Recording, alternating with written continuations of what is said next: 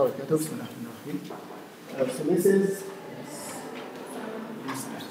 this is the second lecture. The first lecture we covered very brief introduction to data science, and also covered notebook quick overview. Right? So did you try to install Anaconda and did you check the textbook? Not yet. Okay. Did you install Anaconda? Okay. What's your name?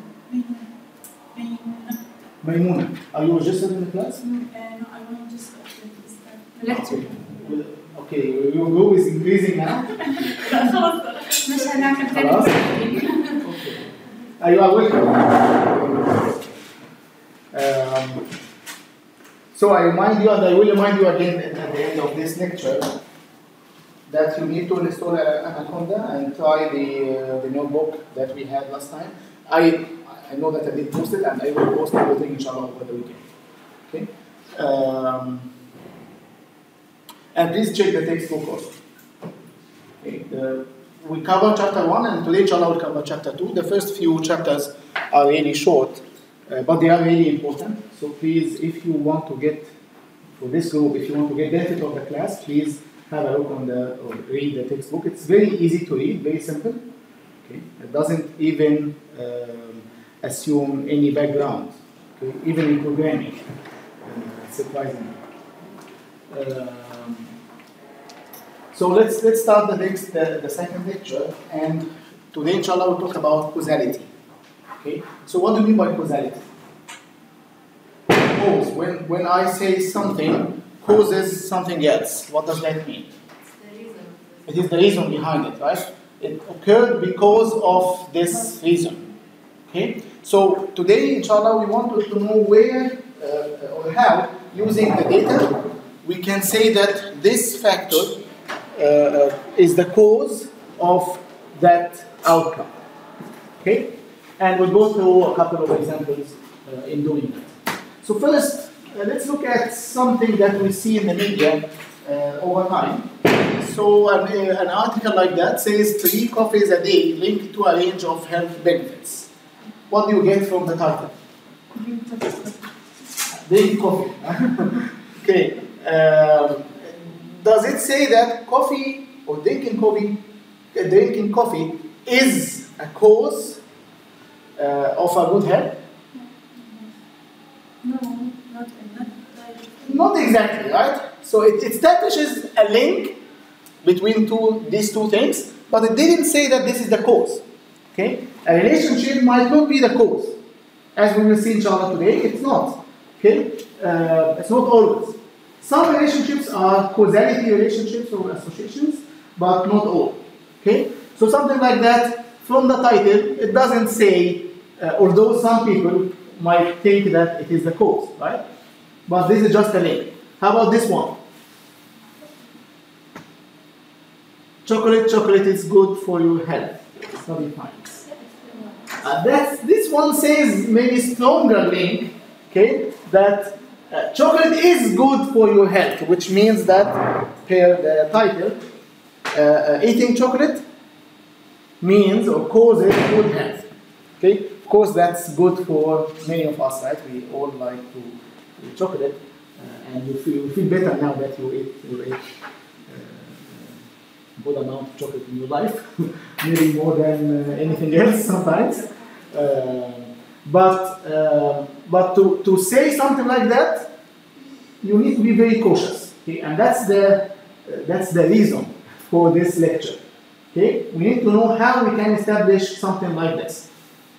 Okay, let's start from the beginning to talk about what we call an observational study.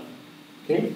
So an observational study is a study where first you observe some factors, some numbers, some data, okay, and you don't have control on generating such data. Okay, so maybe you collect or you get the data somewhere and you analyze it or you study it, but you are not the one behind generating it. Okay, so this is what we call observational study. The observational study has 3 main components. The first one is individuals. Okay? Those are the subjects that you observe, okay, that you study. Okay? The subjects that you will treat in the study, or you will analyze in the study. Usually the individuals are people, but that's not always the case. Okay? They can be cities, they can be countries, they can be courses, okay? They can be any type of subjects or items or objects. Okay? But for each one, we want to measure something. We want to see the effect of something. Okay? So this is what we call individuals. In the previous study, the one that was in the previous slide, who were the individuals? Or what are the individuals? Huh? Chocolate are the individuals? Us, right? People. Okay? People. In this study, because it was done in UK, it was the European adults. Okay? Who were the individuals there. Okay? In that study. Now, the second component of the observation study is called treatment. This is the thing that we give or we analyze for the individuals, for each individual. Okay? So, in our example, it was chocolate consumption. Okay? So, people consuming chocolate, so that's like a treatment that we give to the individuals to check the effect of. So, we want to check the effect of something. This is the thing that we call the treatment. Okay? The third component is what we call the outcome. Yes? I didn't get it right now. Okay. In the previous study, the study in the previous slide, we said that chocolate is related or is causing, that's the claim, is causing good health. Right? Good health of what? Of humans, right? Okay, so the individuals here that we are studying are humans. Right. What are we exactly studying for humans, on humans? Okay? The effect of eating chocolate, right? Okay, so that's what we call treatment. This is the thing that we will observe, or we will or the individuals will do in the experiment. Okay, that's the thing that sometimes we give to the individuals to check what will be the effect of doing it. Okay, so that's what we call the treatment, and in that example is eating chocolate. The outcome is the thing that we actually measure in the study. Okay, so giving the treatment to the individuals, we want to measure something. In our example, what is the thing that we are measuring? The health. Okay, health. Okay, so the heart disease in this case is the thing that we measure in that study. Okay, so three main components: individuals. Okay, that are the ones that we are studying. Okay, the items, the objects that we are studying generally. Okay, usually they are people, they are human beings, but not always. The second component is the treatment. Okay, that's the thing that we give to the individuals to check its effect. And the third one is the outcome, which is actually the thing that is measured. Okay. Okay.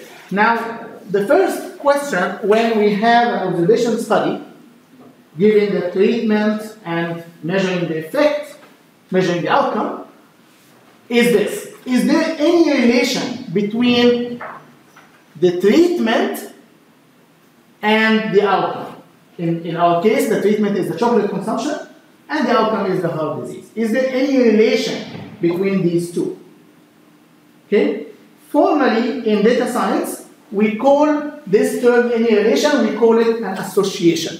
So is there an association between eating chocolate and good health, or eating chocolate and heart disease? Is there any relation? When we say any relation in informal language, in data science we call it an association. Okay? So an association means any relationship between the two things.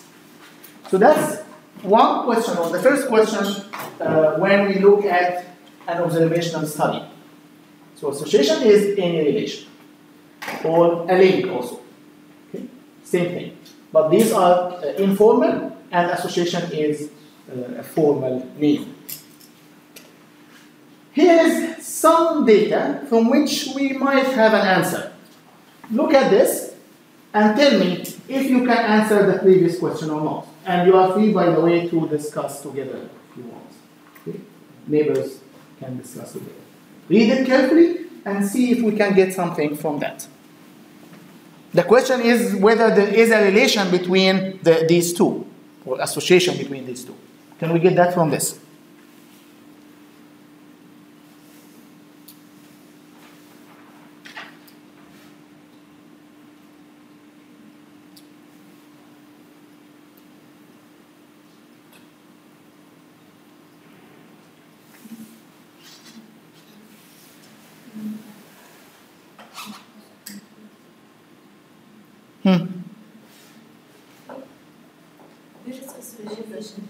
Right.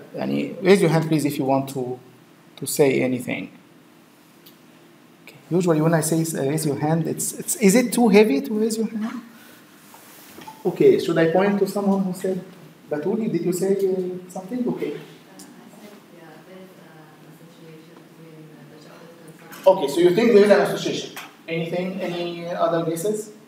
I would ask one, of course. Let me see the others. Anyone says that there is an association?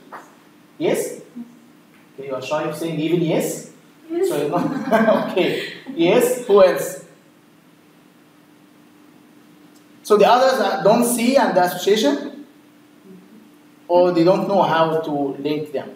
I didn't understand. Okay, so let's first try to understand what is written there. What the data is saying. It says that among those in top tier of chocolate consumption, what do you mean by top tier of chocolate? They consume chocolate a lot. Okay? So among those who eat chocolate a lot, 12% developed or died of this disease, which is heart disease. Let's say that this is heart disease. Okay? So 12% among those who eat chocolate a lot dies from heart disease, or they have heart disease. Okay? Compared to 17.4% of those who didn't eat chocolate. Okay, so it's like we have two groups. One is eating chocolate a lot, and the other is not eating chocolate. Those who are eating chocolate a lot, 12% of them, let's say, diet or have heart disease. They have problems with heart disease. Okay, 12%. Those who didn't eat, okay, 17.4% of them died, of course, from heart disease. Okay, so that's what the data tells us. That's just the interpretation of the data. Now, what can we get from that? That the chocolate is Yes. That the percent of the people who consume chocolate a lot is less than the percent. Yes. So it seems like those who ate chocolate a lot is less likely to die from heart disease than those who didn't eat. Okay? Right? Because 12% died when they ate chocolate, and 17.4% died from people who didn't actually. Okay? So that seems like there is a relation between heart disease and not eating chocolate. Okay? Yes. Okay. So this seems like saying that if you eat chocolate, it's less likely that you have problems with heart disease. Okay? Right? No? It's not that huge percent. Very good. Okay. So it's not that huge percent.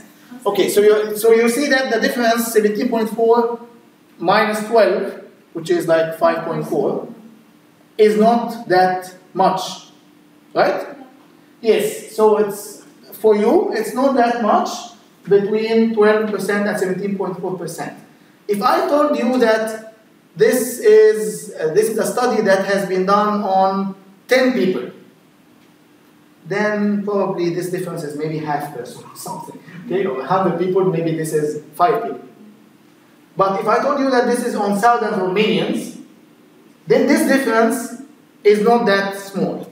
right? So it depends, of course, on the size of the study, which was not mentioned, so it's hidden, okay? And that happens many times, by the way. You know, I think in news, it never says that on a study, from a study on 112 persons or 2,000 persons. It doesn't, right? It's just a study, okay, says that, okay? So yes, your point is very good. It depends on the size, okay? So if the size of the study is really large, then this difference is considerable. And we might say that there is an association or a relation between eating chocolate and heart disease. So in my opinion, this points to an association. Maybe it's not that strong, but it points towards some association. Okay, now the next question is the causality question. Can we say that chocolate consumption lead to a reduction in heart disease? So that's a stronger question than the previous one. The previous one, whether there is a relationship. Okay? Being related doesn't mean that one is causing the other. Doesn't mean that one is the reason behind the other. Okay? And we will see examples today, inshallah. So this is the question about causality. This is the question about causality. And this question is, of course, harder than the previous one.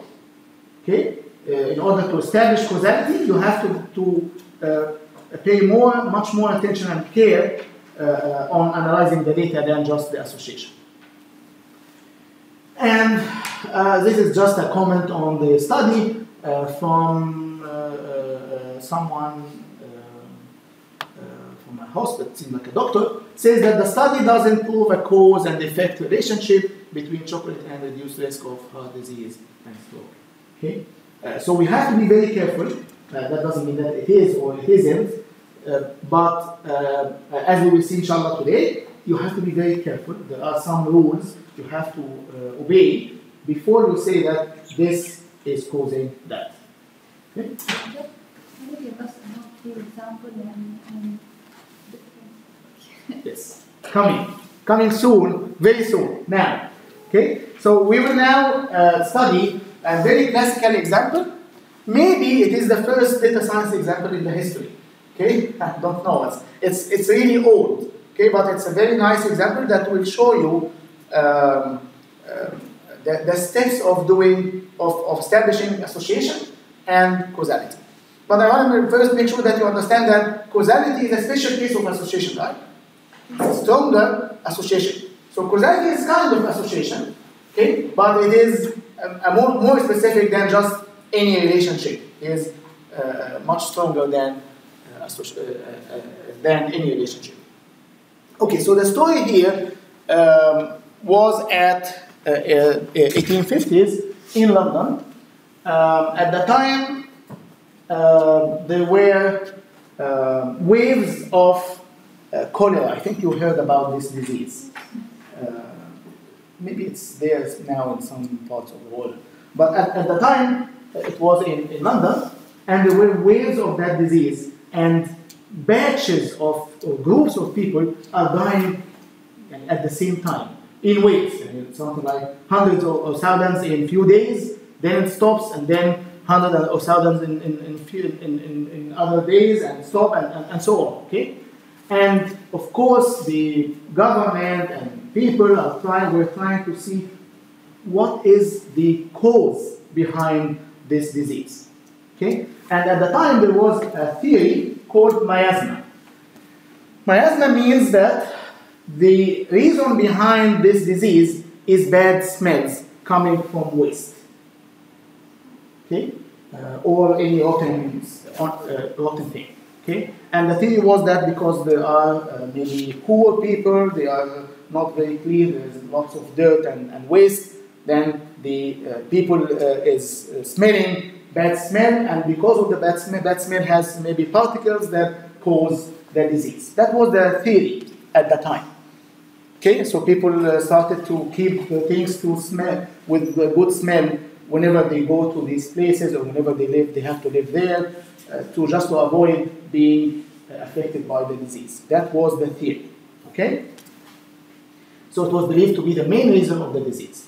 But this doctor called Jon Snow came and thought about it, and from his observations he saw that the death of those people came after some symptoms like vomiting that usually comes from eating or drinking problems. Okay, so eating something bad or drinking something bad might cause this symptom, or usually is linked to this symptom, which might be the cause behind the disease. Okay, so his theory was not about smell; it was about drinking or eating. Okay, so he started to look around and see if there is any evidence to support his theory. Okay, so he came up with a very nice, maybe the first visualization tool to analyze the data at the time of this problem. Okay, so he drew a map. So this is a map of the area that was affected in London, and on that map he put two different things. So this is a usual map, street map. He put two things on the map, two different objects. Okay, the first is black bar. I don't know if you see. Yes, black bars. Okay, you see these black bars, small black bars. Okay, each one black bar means one dead person at that location. Okay, so at that house, in that address, maybe 15 or 20 people died. Okay, at that house, 2 people only. At that house, one person only. Okay, and one of the things that he thought about that's against the miasma theory is that sometimes 2 neighboring houses or in the same area, some people die and some others, although they smell the same thing. Okay, so it seems like there is something else behind the death. So he started to put this. So these are the deaths, and he also put another thing on the map because remember his theory was water, right? Mainly water or food. So he put also the water pumps. At the time they were using water pumps to get water, okay, to drink. So he put also the pumps, the location of the pumps. So there is a pump here. It's called Broad Street Pump. There is a pump here. Okay, so he put these circles to indicate the location of the pumps. There's one here. There's one here. There's one here. Okay, and so on. So he put that map, and then looked at the map and strike him a fact that almost all the occurrences of death happened or centered around this pump. Okay, you see, it's almost all of the dead people are around this pump. Okay, so that was the first observation that he had from this visualization. We call it visualization tool now. It was not at the time, but from that he got this observation. That's the first point. First thing that points to something that may be supporting his theory. Then he started to look at individual cases. So, for example, if that's the case, okay, and this pump maybe is contaminated with something, so the water coming from this pump has something bad and causes the disease, then this justifies these dead people, right?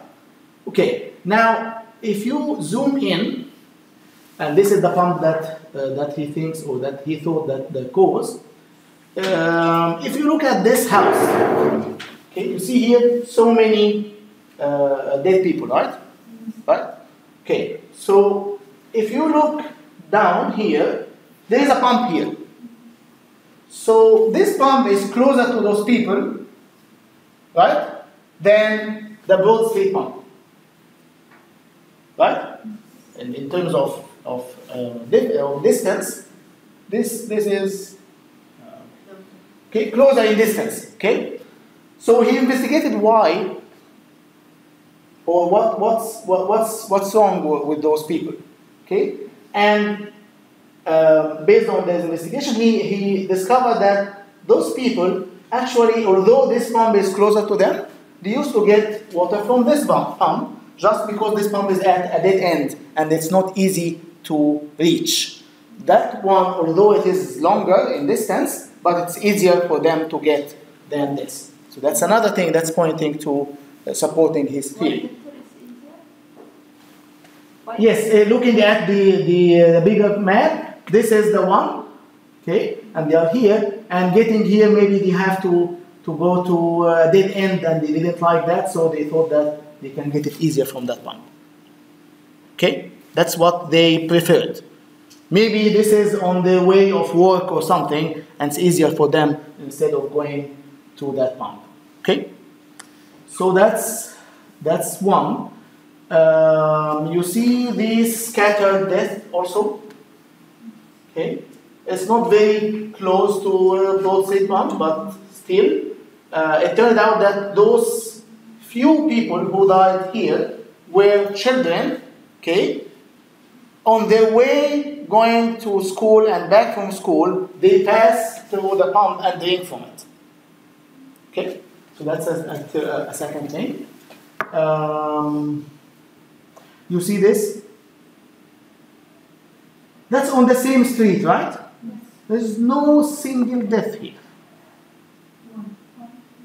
Why? Yes, that's the question that he asked himself and started to see why. It turned out that those on that location, they have their own well. So they drink from the well, not from that pump.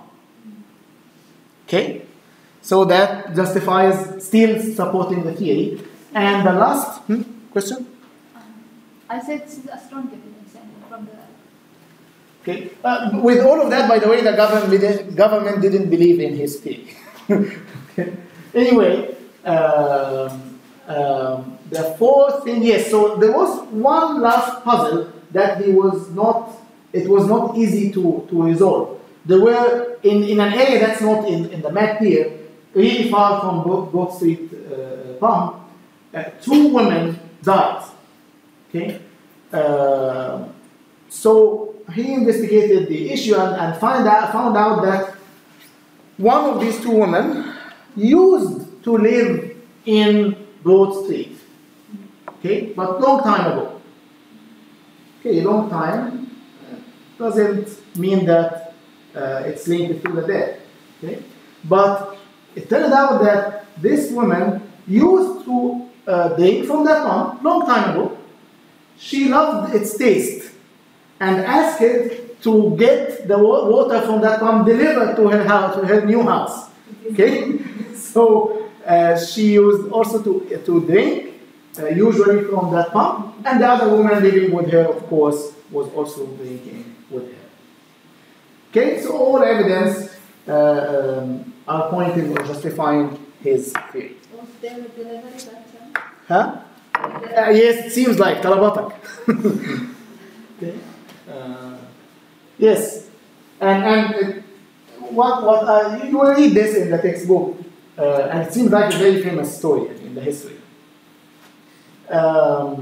This lady was living in that street, and it seems like her son also wanted to protect her, so he found another location, another house for her, but still it was linked to the pump. Okay, right. From that, we can say that there might be an association, right? Still, there is no clear evidence, but all of these are observations that pointing to his theory. But still, to do it formally, he has to do some comparison. Okay? So he thought about getting some numbers, and he checked the water supply companies, the companies that supply water in this area. He found out that there are two companies, this one, Nampert, and S&B. So these two companies used to supply water in that area. Sometimes some areas are only supplied by this company, and some areas are supplied by both. Okay, so he gathered some data, he did some comparison so that he can establish association or causation. Okay? Before we see his numbers, whenever you have a comparison or you need to establish association or causation, you have to compare between two groups. Okay, two groups of what? Of individuals. Very good. Okay, of individuals. The first one is called treatment group. Okay, so that's the group of individuals that will receive the treatment. Okay, so we want to check whether the treatment caused the outcome or not, right? So we will give the treatment to one group and not to the other. Okay, so the group that will receive the treatment is called the treatment group, and the other one is called control group. This is the one that will not receive the treatment. Okay, so we have to compare between these two groups. Now back to our example. Who are the individuals? What is the treatment? And what's the outcome? Who are the individuals? People in this area, right? Okay. What is the treatment? Maybe drinking water from that supplied by that company. Okay? Because the theory is that one of these may be contaminated, a bad water. It has something bad. And so that's the treatment. And what's the outcome that we measure? Yes, number of dead people. Okay, dead people. That's the outcome. Okay, so he had this table that shows for each company, okay, based on the areas that they supply water to, how many houses in the area and kind of how many dead people in that area. I want you to look at the data and tell me if there is something we can draw from that data. Again, you can talk to each other if you like.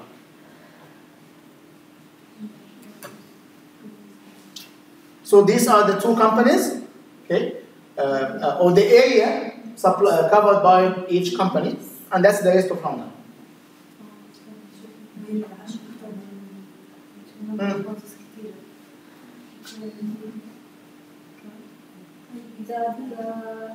Raise your hand, please, if you want.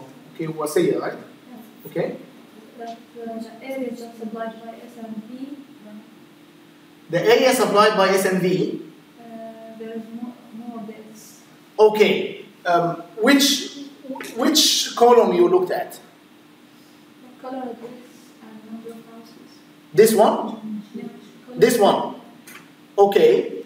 So you looked at this one, but in this one, this number is higher, right? I compared it with London. SMV. But there is the rest of London also, right? The rest of London is supplied by other companies, so it might be the problem in other. But the number of houses is. It's bigger. Yeah. Okay, so that's the point that I want to reach, or the first point, is that you should not look at that table, right? That column. Well, this column has absolute numbers. What are you doing? Division, or what are you doing? Okay, so that's the column here gives absolute numbers. We cannot compare these numbers, right? Why? Because the areas are different. Okay, it seems like the number of houses here are very different. So we might get more dead people, but because we have more houses here. Okay, so the solution for this is to compare ratios, not absolute numbers. Okay, and that's why we have this third column. Okay, now if you look at the three numbers, what can you get? The first one is much higher than the others. Actually, SNV has maybe one order of magnitude bigger number of dead people of this than the other one, and then the rest of them. Okay. What can we conclude? Noah, right? Who is Noah? Only, or there's Noah also. Noah also. Okay, to Noah. Noah, what's your last name? Muhammad. Noah, what can we conclude from that? That the supplier, the first one, the first two, is affecting the What do you mean by first two? S&P. Ah, okay, these are not two, these are one company, it's called S20. Okay. Is what? It's the one who causing the... Is the one who causing. So you see that this is the cause. Okay, so it's hard at that stage to say that this is the cause, but at least we can say there is an association between this company and the dead people, the death of people. Okay, so at least we can say that there is an association between them, but at that stage, yet we cannot say the association is causality. Okay, is that clear? Any question up to this point? Okay, now I will show you something that Jon Snow said about this study. Okay, this is called, he called it the grand experiment. Okay, so he said this, look at this and tell me what it means.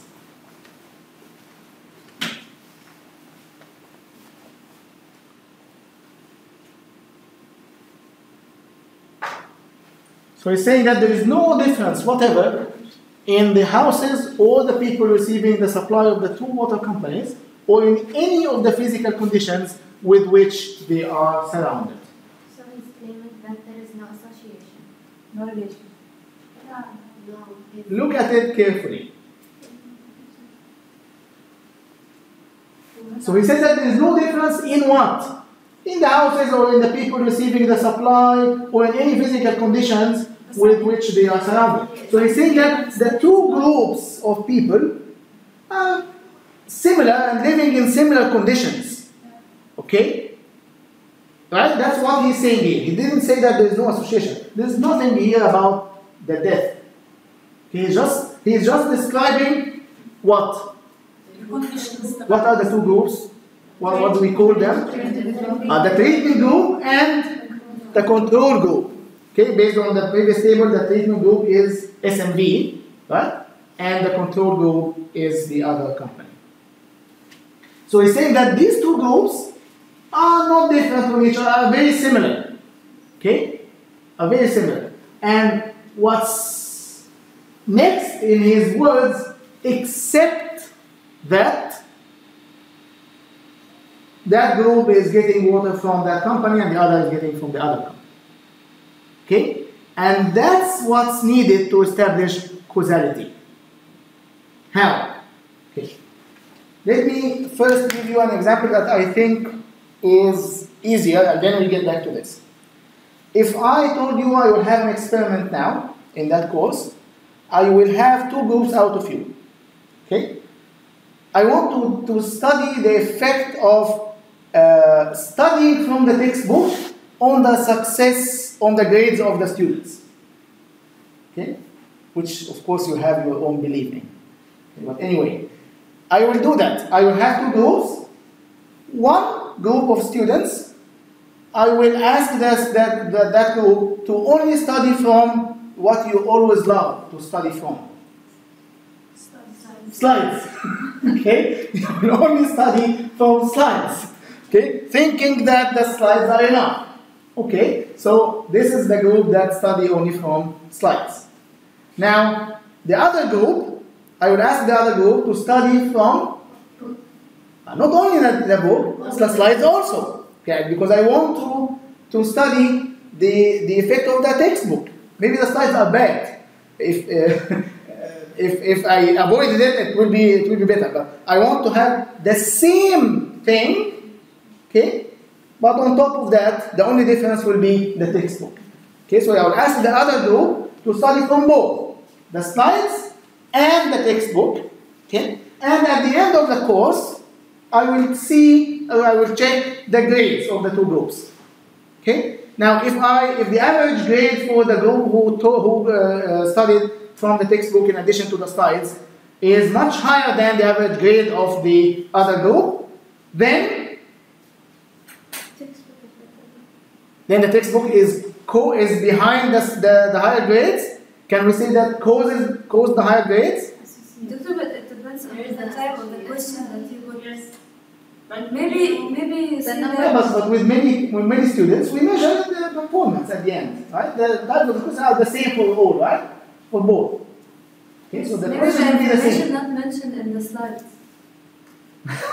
You don't want to get the fact that studying from the textbook is good, right? So you want to justify studying only from slides. But anyway, forget about this. Forget about your own beliefs and think with me about the experiment. Okay? Now, if the grades of these are higher than these, can we say that this is causing that? Association, the number of students. Same number. So if the percentage is huge, then that one, so we can say it's close. Yes. Let's say that the difference is big enough. There is an association between studying. Okay, so at least we can say that there is an association, right? At least. So the first question, remember there are two stages. To establish causality, we have two stages. First, to say that there is an association, and then there is causality. Okay? So association, it seems like, yes, there is an association, because those people got studied from textbook, the others are not, and this is better. Okay? Okay, then we have some association. When can we say that the textbook is causing the higher grades? Let me give you the counter reason. What if, when can we say this is the cause? I claim that we can say this is the cause only if the two groups are similar in everything except studying from the textbook. Why is that? Why I'm saying that they have to be the same?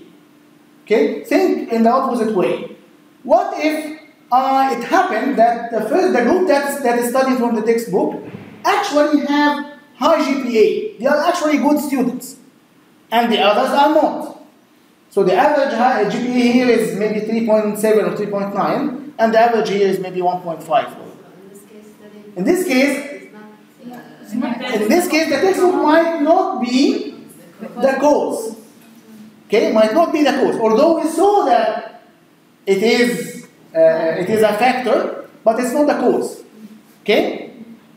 I can only say that it is the cause if they are the same on everything except the treatment, which is the textbook in this case. Okay? In that experiment, the GPA is called a confounding factor because it's confusing the experiment. Okay? It's something that we don't see, and it might be actually actual cause. It might be affecting the outcome that we see. Okay? So this is called confounding factor. Which one is confounding factor in that experiment? The GPA. The GPA. Okay? It's something that we are not measuring, we are not controlling, and it might be the cause because it's different between the two groups. So, having said that,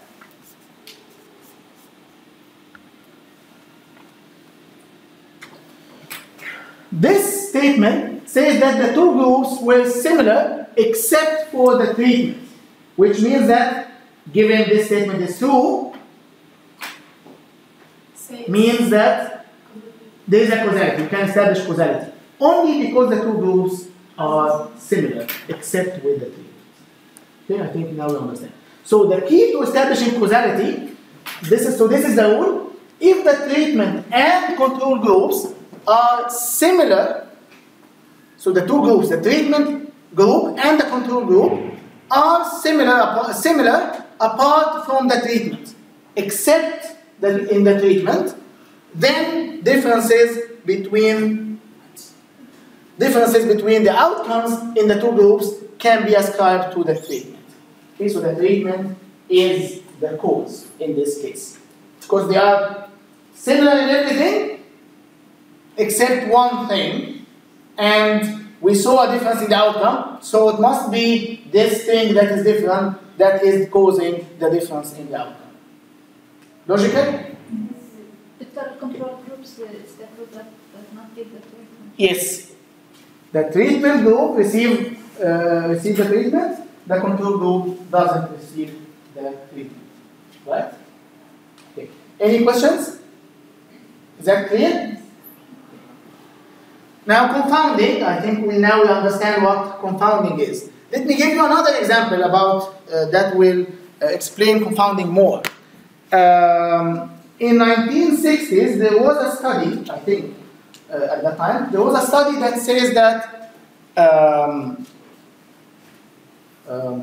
drinking coffee causes lung cancer. You drink coffee a lot? Okay, so there was a study like that. Okay, drinking coffee is causing lung cancer. Of course, we know now that drinking coffee is not. So don't worry. Okay, alhamdulillah. Okay. Then why this study came to that wrong conclusion? There must be a confounding factor. Yes, maybe based on the study, people who drank coffee, they had more lung cancer. They are more likely to get lung cancer. That means that there is an association between them, but doesn't mean that this is the cause. And can you guess what is the confounding factor here? Huh? Smoking. How? Because you know now smoking is behind the lung cancer. But how? Yes, because people at the time, maybe till now, used to drink coffee and smoke at the same time. So that means that people who drink coffee are smokers, but the others are not. Okay? So what is the confounding factor here? Smoking. Okay? And in that study we didn't control. We didn't say that people are this. We didn't account that these two groups are the same. They are actually different in something else than the treatment, which is what here? Drinking coffee. Okay? Is that clear? Good.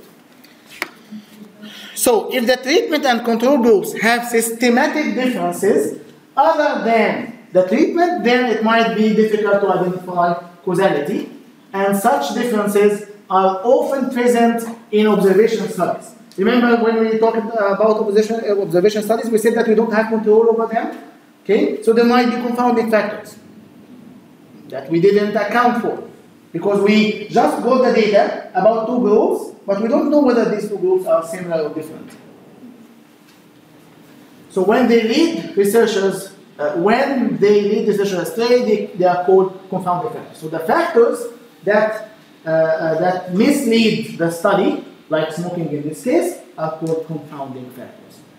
So the objective here, when you do a study like this, is to try to limit the confounding factors, if not removing them completely. Okay? Sometimes it is hard. So the solution to this is to do what we call randomization. So what is randomization? Is to assign individuals to the two groups randomly. Back to the textbook experiment. If I, in the beginning, assign the students randomly without knowing them, okay, randomly, then you will go to the textbook group, you will go to the slide group. Of course, you will love going to the slide group. Okay, so textbook group, slide group, textbook group, slide group, randomly, then we can say that most likely these two groups are similar, except in studying from the textbook. Okay, at least randomization, and of course you know that from statistics, will allow us to measure how likely it is that they are different, or how likely it is that they are similar. Okay, so the statistics or randomization using statistics will give us a tool to control this effect or this factor. Okay, to make sure that there is a very high probability that they are similar, or there's very low probability that they are different. Okay, if we do the randomization. Okay. But also the Sorry. But the probability of somebody might be higher. Yes, no, but we can measure that. We can say with probability 0.001, those will be different, which means that they are very similar most of the time. Okay, but at least we know that there is a chance, but the chance is very small if the number is very high. Okay, at least we can measure it. We can measure the probabilities. We can quantify these probabilities. So if you assign individuals to treatment and control at random, then the two groups are. This is the key word here in this statement. Are likely. Okay, so there is a chance, there is a probability here to be similar apart from the treatment. Okay, so they are likely to be similar except the thing that we control, which is the treatment. We give the treatment to that group, and no. So you can account mathematically for variability in the assignment, which is called, if we do the experiment this way, we call it randomized control experiment, or RCE. Okay, so this is the kind of experiment that we should do when we need to draw causality. Okay, so we need to account for that. We will get back to this topic again in more depth in the course, but I think it's good to start the course with it, so that you have in mind the difference between association and causality from observational theory. Okay, any questions? Okay, see you inshallah on Sunday. Before coming to next lecture, please do these two things. Okay, install Anaconda. I told you last time, right? Okay, I will inshallah upload these slides on Blackboard over the weekend. Install Anaconda, and please read chapters 1 and 2. We covered already now these two chapters. Okay? Please read them before the next lecture and come up with, to at least ask me the questions that you have, inshallah. Yes. What? The textbook is online. Yes, I showed to you last time. Okay, I will put the slides and you will see the. You upload it to the laptop? Not yet. I will do over the weekend, inshallah. Oh no, the textbook is online. It's online. You can print it if you like, but it's not in the bookstore. Thank you.